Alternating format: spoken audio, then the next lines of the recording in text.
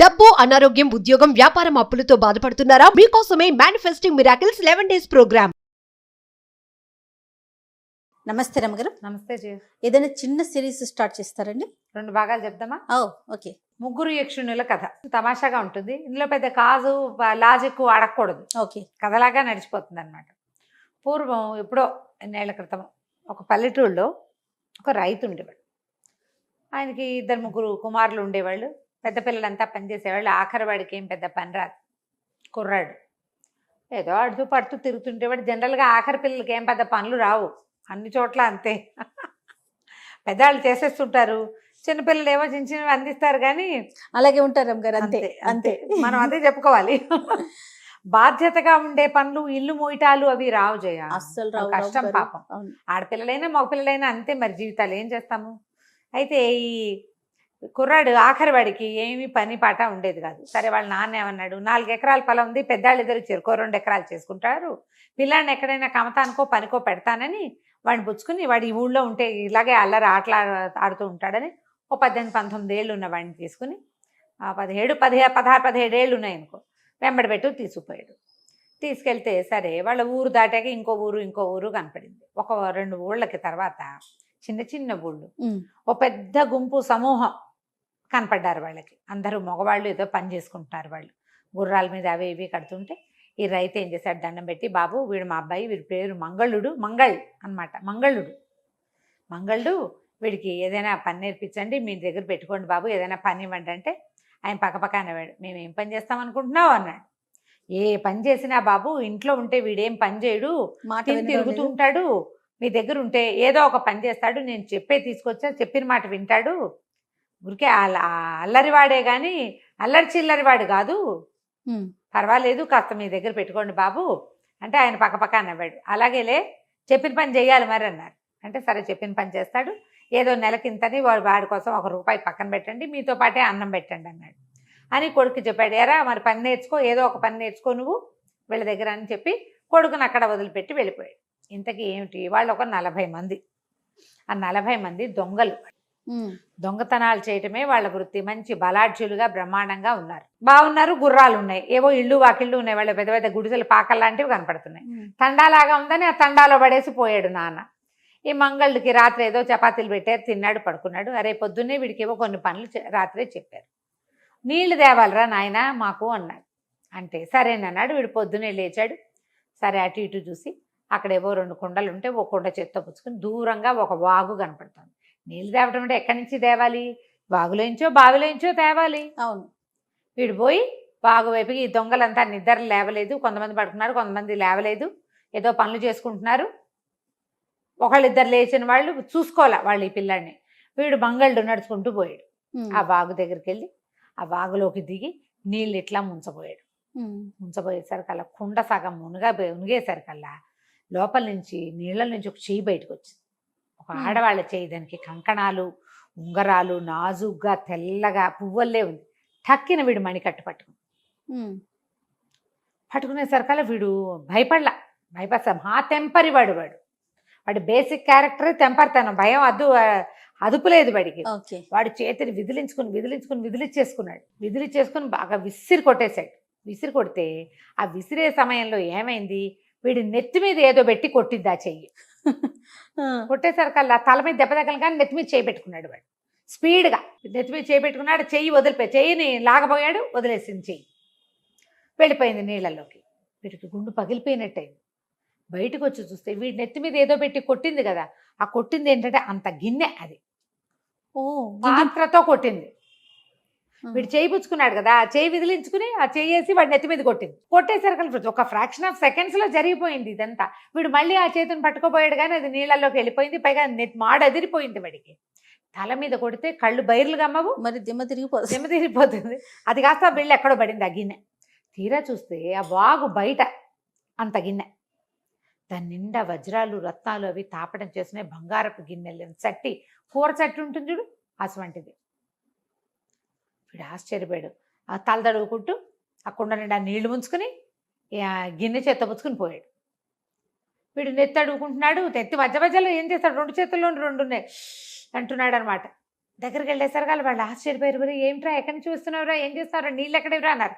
వాగులోంచి నీళ్ళు తెచ్చానండి అనేసి ఆ కుండ అక్కడ పెట్టి ఆ గిన్నె వాళ్ళ చేతిలో పెట్టి నెత్తి రాసుకుంటున్నాడు వీడు. ఆ గిన్నె చూడగానే దొంగల నాయకుడు ఆశ్చర్యపడి, "ఎక్కడిదిరా ఇది నీకున్నాడు?" "ఆ వాగు దగ్గర దొరికిందండి, ఎవరో చేయి పుచ్చుకుంది నన్ను, భయమే లేదురా నీకు" అన్నాడు. మనకేం భయం అండి, ఆడాళ్ళని చేయి పుచ్చుకుంటే భయం వేసేయటానికి ఏముంది, మనకేం భయం లేదు. చేయి పుచ్చుకుంది, చేయి విదిలించుకున్నాను, ఏదో పెట్టి నెత్తి మీద కొట్టింది, ఆ నెత్తి మీద కొట్టింది దీంతోటేనండి, ఇది గట్టు మీద పడిపోయింది, నేను తీసుకొచ్చాను అన్నాడు. ఆ గిన్నెని చూసి ఆశ్చర్యపోయారు. వాగులో ఎన్నేళ్ల నుంచో నీళ్లు ముంచలేదురా మేము, ఈ వాగు దాటి అవతలకి వెళ్తే అవతల ఒక బావి ఉంది, అందులో నుంచి తెచ్చుకుంటాం, ఆ వాగులో చేయి ముంచితే ఒప్పుకోదు ఆ వాగు, ఇటగే చేతులు పుచ్చుకుంటుంది. భయపడుతున్నారు వాళ్ళు. వీడు చిన్నపిల్లాడు, భయం లేదు వాడికి, ఏ భయము లేక పిల్లలకి భయాలు ఉండవు చూడు, తెంపర్తనమే ఎక్కువగా ఉంటుంది. అని చెప్పారు. చెప్పిన తర్వాత వాళ్ళు ఆశ్చర్యపోయారు. ఆ గిన్నెలు అందరూ తిప్పి తిప్పి చూసారు, దాని నిండా వజ్రాలే తాపటం చేసున్నాయి, దాకల్లే ఉంది. న్యాయం పడితే ఇది నీది, అంతేగా వాడికే తెచ్చాడు కదా, వాడి తెచ్చాడు ఇది ఇది అమ్మగా ఎంత డబ్బు వస్తే అంత డబ్బు నీకు ఇస్తాం. మీ నాన్న చెప్పాడు కదా నీకు ఏదైనా పని నేర్పించి 10 రూపాయలు చేతిలో పెట్టమని, మొదటి పూటే సంపాదించుకున్నావురా నువ్వు, భలే వాడివి, అమ్మేసి డబ్బులు పట్టుకొస్తానన్నాడు. కుర్రాడు ఇక్కడే ఉన్నాడు. ఈ దొంగల వర్తకుడు, దొంగల నాయకుడు ఏం చేశాడు, ఆ గిన్నె పుచ్చుకుని ఊళ్ళోకి తీసుకుపోయాడు. ముందు ఒక వ్యాపారస్తుడికి చూపించాడు. వ్యాపారస్తుడు చూసి, అయ్యి బాబు ఇది చాలా ఖరీదు, ఇవన్నీ మంచి మంచి వజ్రాలు, మనకు ఒక రత్నాల వ్యాపారి ఉన్నాడు, ఆయన దగ్గర చూపిద్దాం అని చెప్పాడు. రత్నాల వ్యాపారి దగ్గర తీసుకుపోయారు.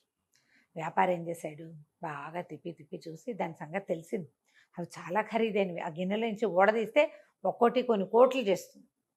ఆలోచించి ఏమన్నాడంటే, నేను దీన్ని కొనుక్కోగలను, కాకపోతే రాజుగారు ఏ రేటు కడితే ఆ రేటు ఇస్తా, రాజుకు చెప్పకుండా ఇంతంత వస్తువులు కొనకూడదు అని చెప్పి రాజుగారి దగ్గరికి తీసుకుపోయాడు.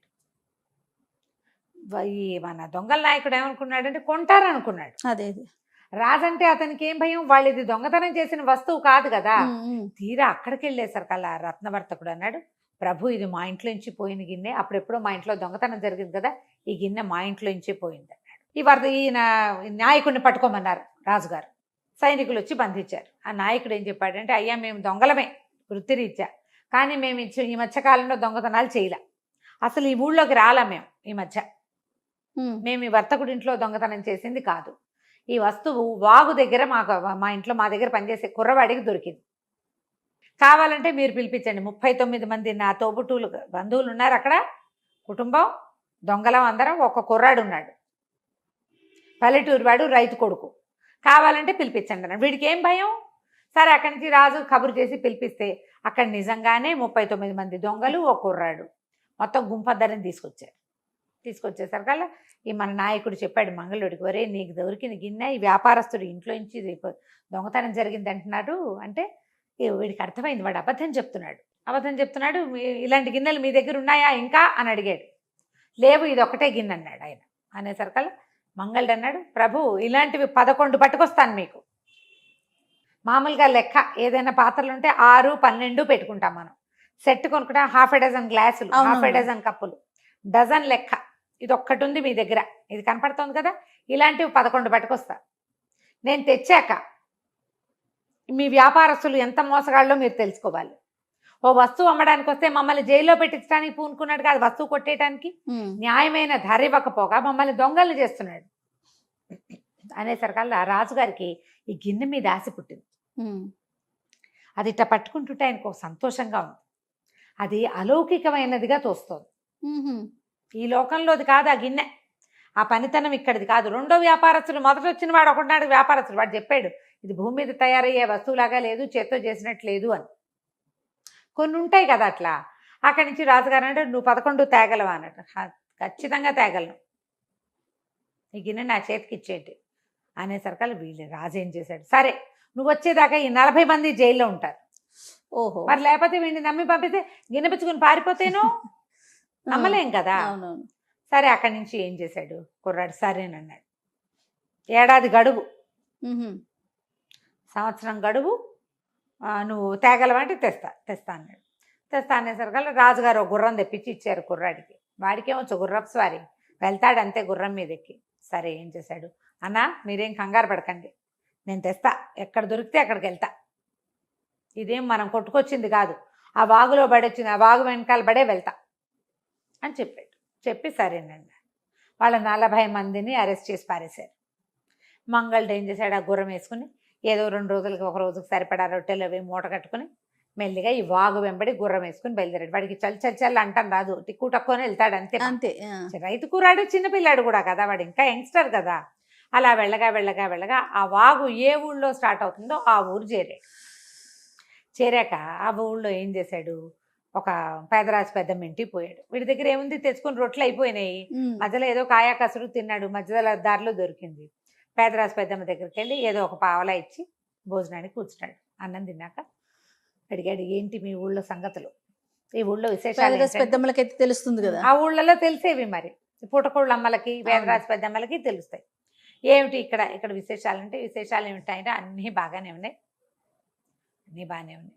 వారం 10 రోజుల నాడు రాజుగారి కుమారుడు ఒకడు నీయుడు వాడే మరణించాడు. ఓహో.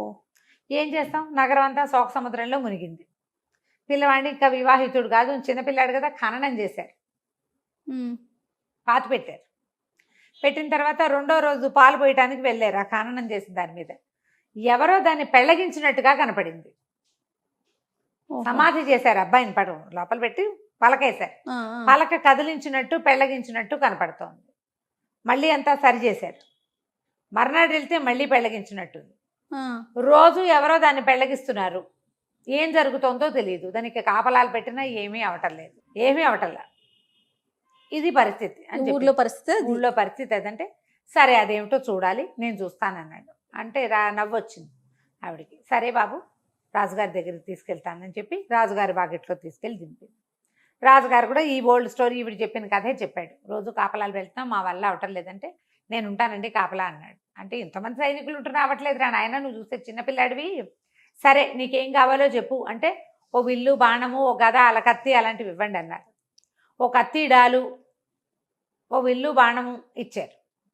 అవన్నీ తీసుకుని మెల్లిగా తన గుర్రం ఎక్కి రాత్రి శ్మశానం దగ్గరికి వెళ్ళి గుర్రాన్ని బయట వదిలిపెట్టి ఈ భుజాన విల్లు అవి వేసుకుని కత్తి వరలో పెట్టుకున్నాడు. ఆ డాలు వీపు కట్టుకున్నాడు.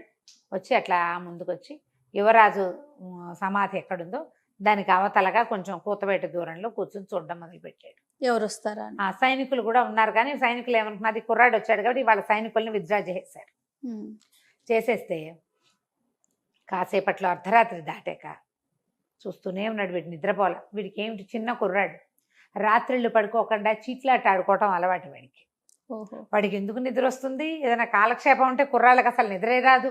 మెలకుగా కూర్చుని ఉన్నాడు. 1 గంట అలా అయ్యేసరికల్లా 3 పావురాలు వచ్చి వాళ్ళని, ఇక్కడ పావురాలే కదా అనుకుంటారు. వీడు పావురాలే కదా అనుకోలే. పావురాలు ఎందుకు వాళ్ళని, రాత్రిపూట పావురాలు ఎందుకు వస్తాయి అసలు, రాత్రిళ్ళు ఏ పక్షి అయినా వస్తుందా, అసలు కదలదు కదా. పైగా అది గుట్రు అంటూ ఉంటుంది పావురం. అది గుట్టు అందు ఏమీ అందు, ఏమీ అంటల్లా. 3 పావురాలు నిశ్శబ్దంగా వాలే వచ్చి ఒక 3 నిమిషాలు 5 నిమిషాలు చూసేసరికల్లా ఈ 3 పావురాలు 3 యక్షకన్యలుగా మారిపోయింది. మారి ఏం చేసినాయి, ఒక ఎర్రటి తుండుగుడ్డ పరిచారు వాళ్ళు. ఒక కర్ర తీసుకున్నారు. కర్ర ఉంది ఇంత వాళ్ళ చేతిలో. ఆ కర్ర పెట్టి తవ్వటం కాదు, సింపుల్గా చేసేసారు. దీని మీదేమో, ఈ తువ్వాల మీదేమో వడ్డిచ్చు అని 2 దెబ్బలు కొట్టింది. ఆయన పెట్టంగానే టక అన్ని సామాన్లు వచ్చేసేసినాయి, బోల్డ్ అన్ని ఖాద్య పదార్థాలు. అక్కడి నుంచి ఇంకొక ఆవిడ లేచి నిలబడి అక్కడి నుంచి ఈ మన సమాధి ఉందిగా, సమాధి మీద కొట్టింది. తెరుచుకొని సమాధి మూత పక్కకు జరిగింది. రాజకుమారుడు లేచి వచ్చాడు, కూర్చున్నాడు. 4 కూర్చుని తింటున్నాడు అన్నం. బతికే వచ్చేసాడు, అన్నం తింటున్నాడు, వీళ్ళతో పాటు తిండి తింటున్నాడు. మనవాడు ఏం చేశాడు, మెల్లిగా బాణం తీసి సరిగ్గా సూటిగా వేసి కొట్టాడు. బాణం ఎలా వేశాడంటే, యక్షకన్యలకి తగలలేదు, రాజకుమారుడికి తగలలేదు, వాళ్ళ మధ్యలోకి వేశాడు. వెయ్యగానే 3 యక్షులు పావురాలకు మారిపోయి తుర్రుమని ఎగిరిపోయారు. ఎగిరిన మరుక్షణం వీడు పరిగెత్తాడు అక్కడికి. పరిగెడితే వాళ్ళు వెళ్ళిపోతూ వాళ్ళ దగ్గర ఒక బెత్తము, ఓ తుండుగుడ్డ ఉన్నాయో, ఒక ఎర్ర తుండు పరిచి ఒక బెత్తం పెట్టి కొట్టారు. భోజనం తెప్పించారు, అవి అక్కడే వదిలిపెట్టేశారు. ఈ కంగారులో 3 వెళ్ళిపోయారు. 3 వెళ్ళిపోయి రాజకుమారుడు ఒకడే కూర్చున్నాడు, అన్నం తినుకుంటూ ఆఖరి ముద్ద తింటున్నాడు. అక్కడి నుంచి ఆ తుండుగుడ్డను ఆ కర్ర చంకలో పెట్టుకుని, నువ్వు ఇక్కడ ఎందుకు, శ్మశానంలో పాము ఇంటికి వెళ్ళిపోదామని రాజకుమారుడిని గుర్రం ఎక్కించుకుని బతికొచ్చేసాడు వాడు. వాళ్ళు రోజు అతనితో కలిసి కంపెనీకి భోజనం చేస్తున్నారు. పూడ్చిన కుర్రాడు కావాలి వాళ్ళకి. దొరికాడు రాకుమారుడు, తింటున్నారు రోజు కూర్చొని. తీసుకుపోయి రాజుగారికి అప్పచెప్తే రాజుగారు పరమ సంతోషించేశాడు ఈ బతికొచ్చిన కొడుకుని చూసి. నీకేం కావాలో చెప్పు అన్నాడు. నాకేం కావాలంటే బ్యాగ్లో ఎంచి వీడి గిన్నె తీశాడు. ఇలాంటివి 11 గిన్నెలు కావాలండి అన్నాడు. రాజు అన్నాడు, బాబు నా రాజ్యం అంతా అమ్మేసినా ఒక్క గిన్నె కూడా కొనలేను నేను, ఇదంతా ఖరీదైనది, కోట్లు చేస్తాయి, నా వల్ల కాదు అన్నాడు. అంటే సరే అని బాయ్ చెప్పేశాడు. అక్కడి నుంచి బయలుదేరి ఈ వాగు ఉన్న ఊరు నుంచి అలా బయలుదేరి సముద్ర తీరాన్ని వైపు వెంబడి ప్రయాణం చేస్తూ ఒక నగరానికి చేరాడు. ఒక ఊరు అది. ఆ ఊళ్ళో చేరాడు. ఊళ్ళో ఏవో చాలా ఇళ్ళు కనపడ్డాయి. ఏదో ఒక ఇంటి దగ్గర ర్యాండమ్గా ఓ ఇంటి దగ్గర ఆగి, ఏమంటే పై దేశం నుంచి వస్తున్నాను, భోజనం పెడతారా అంటే వాళ్ళు అన్నారు, నాయన మాకేం అభ్యంతరం లేదు, కానీ మా ఇంట్లో తిండే లేదు, మాకే కాదు ఇక్కడ ఎవరికీ తిండి లేదు, మా దగ్గర తిండి గింజలు లేవు, నీళ్లు ఉన్నాయి పుష్కలంగా అనేసరికి అతను అన్నాడు, ఆశ్రయం ఇస్తారన్నాడు. ఆశ్రయం ఎందుకు నాయన, ఇస్తాము, కానీ మేమేం తిండి పెట్టలేవు, మేము తినటానికే ఏమీ లేదు, ఏదో గంజి దాచున్నాం, మీరు కూడా ఒక గంజి పోయగలం అంతే అన్నాడు. ఏం కంగారు పడకండి, నేను చెప్తాను, ఇక్కడ మీకు ఎందుకు ఈ పరిస్థితి వచ్చింది అన్నాడు. మాకు పంటలు పండవు, మేము సముద్రం ద్వారా ధాన్యం దిగుమతి చేసుకుంటాం, ఇప్పుడు కాయాకసరు పండుతాయి, కాయాకసరులతోటి ధాన్యం లేకుండా ఏం చేస్తాము, అవును, మా దగ్గర పండే కాయాకసరు అన్నీ మేము ఇతర దేశాలకి ఎక్స్పోర్ట్ చేసి ధాన్యం ఇంపోర్ట్ చేసుకుంటాం. ఈ మధ్యకాలంలో ధాన్యం తెచ్చేటువంటి నావలని ఏ సముద్రంలో మునిగిపోతున్నాయి ఒక చోట, అవి ఎందుకు అలా అయిపోతున్నాయో తెలియదు. 1000 బస్తాల ధాన్యాలు కూడా మునిగిపోయినాయి, ధాన్యమే లేదు, గింజలు లేవు మా దగ్గర, ఒట్టి కూర వండుకుని ఏం తింటాం, కొన్నాళ్ళు తిన్నాం, అవి వంట పట్టటల్లా, బేస్ లేనిదే వంట పట్టదు, అట్లా బాధపడుతున్నాడు ఆయన, గింజ లేదు మా దగ్గర అంటే. సైతన్ అన్నాడు, ఏం పర్వాలేదు అని చెప్పి తువ్వాలు పరిచి కర్ర పెట్టి వడ్డించు వడ్డించు అని దెబ్బలు కొట్టాడు. కొట్టంగానే టకటక ఆహారం వచ్చేసింది. పిలవండి మీ వాళ్ళందరినీ భోంచేద్దామని అందరినీ పిలిచాడు. పిలిస్తే సరే అందరూ కలిసి భోజనం చేశారు. వాళ్ళంతా సంతోషించారు. భలే మంచి పని చేశావు నాయన అంటే, మీ సముద్రంలో వచ్చిన సమస్యను నేను తీర్చగలను, నేను ప్రయత్నం చేస్తా, నన్ను మీ రాజు దగ్గరికి తీసుకెళ్ళమంటే రాజు దగ్గరికి తీసుకుపోయారు. రాజుగారు చెప్పాడు, ఏమన్నాడంటే, మరి మాకు ఇట్లా సముద్రంలోనే ఏదో సమస్య వస్తుంది అంటే, నేను చేస్తానండి, ఇతను ఇట్లా గాల్లో ఇచ్చి భోజనం సృష్టించాడని తెలుసుకుని రాజుగారు ఏం చేశాడు, ఒక నావ ఎక్కించి ఒక పడవ ఇచ్చి పంపించాడు. ఆ పడవలో చాలా మంది ఉన్నారు. ఎక్కడ నావ మునిగిపోయిందో అంటే ఈ ధాన్యం తెచ్చిన పడవలు ఎక్కడ మునిగిపోతున్నాయి ఆ షిప్పులు, అటువైపు తీసుకెళ్ళండి అన్నారు అని చెప్పాడు. ఈ పడవ అటువైపు వెళ్ళేసరికల్లా ఆ పడవ అందాక వెళ్ళి, పడవ అంటే చిటి పడవ ఏం కాదు, అది పెద్దదే, చాలామంది ఎక్కారు దాని మీద.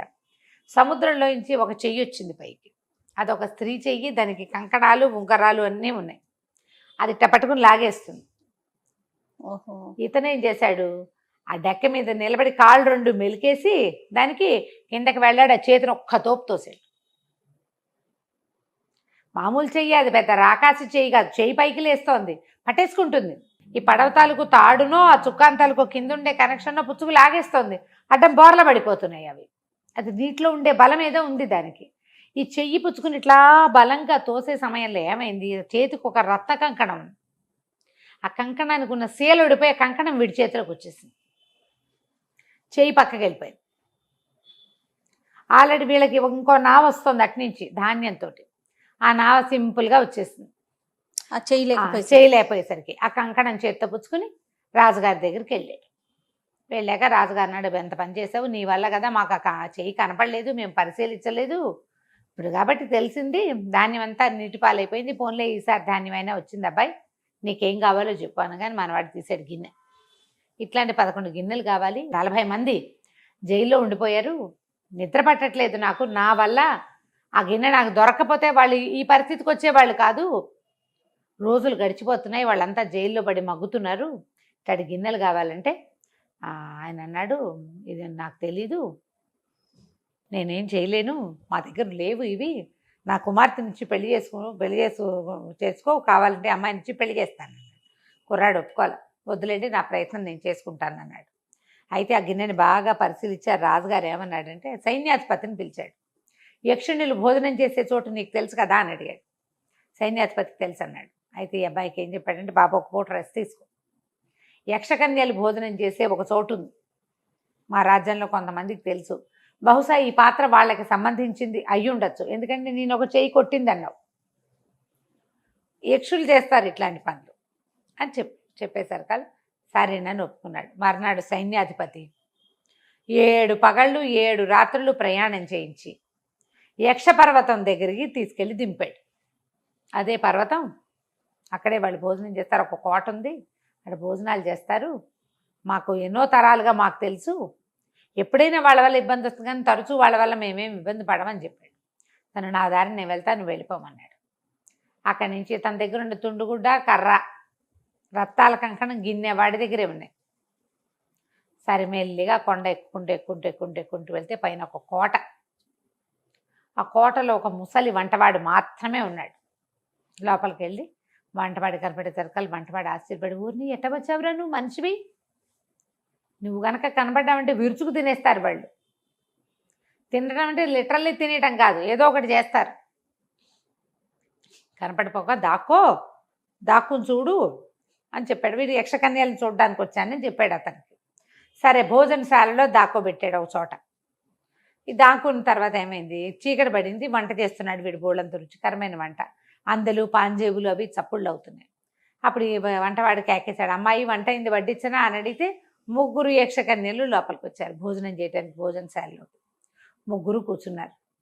వడ్డించాడు, 3 కూర్చుని పళ్ళెల్లో అన్నం తింటూ ఏమన్నారు, ఒక అమ్మాయి చెప్తుందనమాట, 7 ఏళ్ళుగా నేను ఆ 40 దొంగల్ని వాగులో చెయ్యి కూడా పెట్టనివ్వాల, 7 సంవత్సరాలు కాపాడా.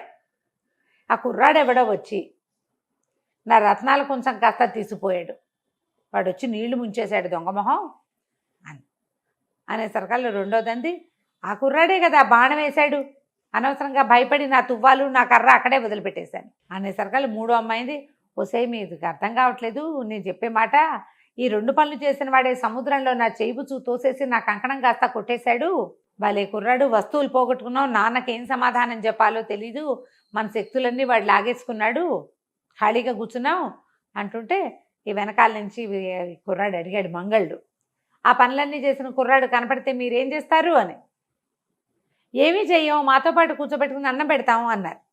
అనగానే వీడు బయటకు వచ్చాడు. గుర్తుపెట్టారు 3 వీడే అని.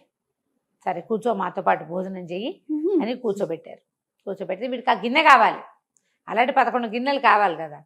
సరే వాళ్ళు మాట్లాడుకుంటుంటే అడిగాడు, ఏమిటి ఇది అంటే, మా నాన్న 3కి 3 విషయాలు ఇచ్చాడు, మాకేమో 4 కలిసి తినాలని కోరిక, మేమేమో 3 ఉన్నాం, మా అన్నయ్య మాతో ఉంటాడు ఉండడు, ఇంకొక అన్నయ్య ఉన్నాడు, అతను లేనప్పుడు అతని బదులు మేము ఇంకొకళ్ళని సహాయంగా పెట్టుకుంటాం, ఒకళ్ళకి సముద్రంలో ఒక భాగం ఇచ్చాడు, ఆ వైపు వచ్చిన పడవని తిరగొట్టేస్తుంది అది, ఒకళ్ళకి వాగు ఇచ్చాడు, ఆ వాగులో ఎవరిని ముంచుకొని మీద అదే ఉంటుంది. ఇది జరిగింది. ఇంతలో ఏమైంది, ఒక ఉత్తరం వచ్చింది. ఉత్తరం వచ్చేసరికి ఆ ఉత్తరం ఎవరు రాశారు, యక్షరాజైన వీళ్ళ నాన్న. 3 ఏడవటం మొదలుపెట్టారు. ఎందుకు ఏడుస్తున్నారు, ఏమైందంటే, వృషభాసురుడు మా అన్నయ్యని ఎత్తుకుపోయాడు, వాడు దుర్మార్గుడు, మా అన్నయ్య అతని దగ్గర బందీగా ఉన్నాడు, మా నాన్న ఏం చేయాలో తెలియక మా నాన్న బాధపడి ఉత్తరం రాశాడు అని చెప్పేసరికల్లా, మీ అన్నయ్యని నేను విడిపిస్తాను, మీ నాన్నని ఇక్కడికి రమ్మనమన్నాడు అనేసరికల్లా, సరే మా నాన్న ఏమంటాడో అని భయపడుతూ తండ్రి కబురు చేశారు రమ్మని. కబురు చేసేసరికల్లా ఆయన వచ్చి, ఇదేమిటి మానవ కుర్రకుంక, వీడిని ఎవరినో ఎందుకు తెచ్చారు, ఇక్కడ ఎందుకు తీసుకొచ్చారు అంటే, అప్పుడు వీళ్ళు ఈ 3 వస్తువులు ఇతని దగ్గరే ఉన్నాయని, ఇతను వచ్చాడని, వృషభాసురుని వీడేం సంపాదిస్తాడు కుర్రకుంక వీడు రాక్షసుడు, వీడేమో కుర్రకుంక, వీడేం చేస్తాడు చిన్నపిల్లాడిలాగా ఉన్నాడంటే, అట్లా కాదు, ప్రయత్నం చేయండి నాతోటి, మీ వల్ల కాదు, వృషభాసురుడు అంటే మీకు భయం, నేను ప్రయత్నం చేస్తాను, నాకేం భయం లేదు, వీడి బలం వల్ల భయం లేకపోవటమే. సరే అక్కడి నుంచి ఈయన ఏం చేశాడు, సైన్యాధిపతిని ఎవరినో కేకేసి ఒక మంచి గుర్రం తెప్పించాడు, ఒక కత్తిడాలు ఇచ్చారు, ఒక గది ఇచ్చారు.